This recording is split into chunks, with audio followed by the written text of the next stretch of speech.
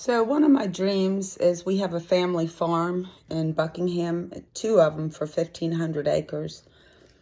Our family's is 500. Guess who cleared the fields?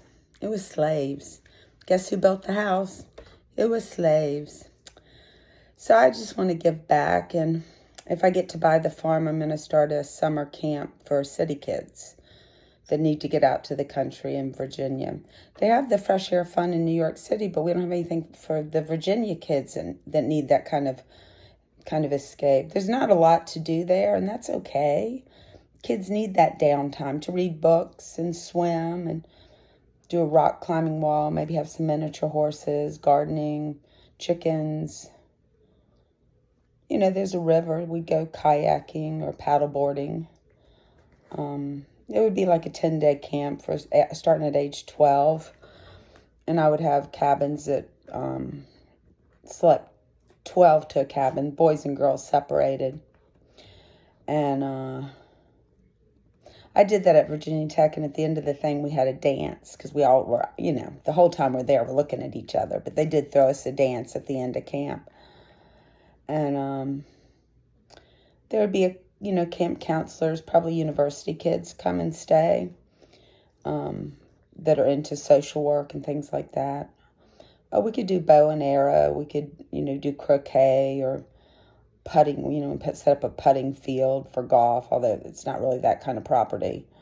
I don't know, we get a little nonprofit council, volunteers to come up with the ideas, and then we'll get the money somehow for a nonprofit.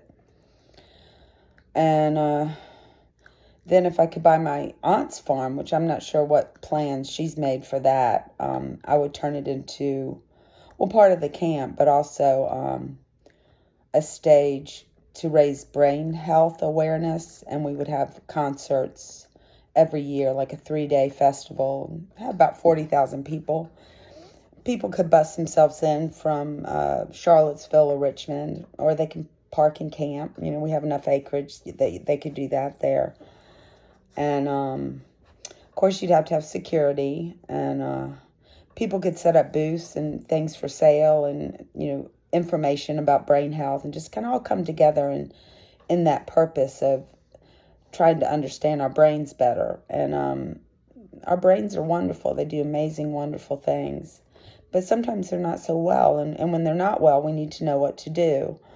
We do have a little pond there with a sandy beach. And I guess I see an indoor pool, like a glass, so you could open it. So it's almost like an outdoor pool. And I don't know, you'd have to have like a game room, like pinball machines and things like that if it rained. But yeah, that's, one of the things that, stop, she chews on my things. Don't chew on my earphones. These are expensive. Puppy.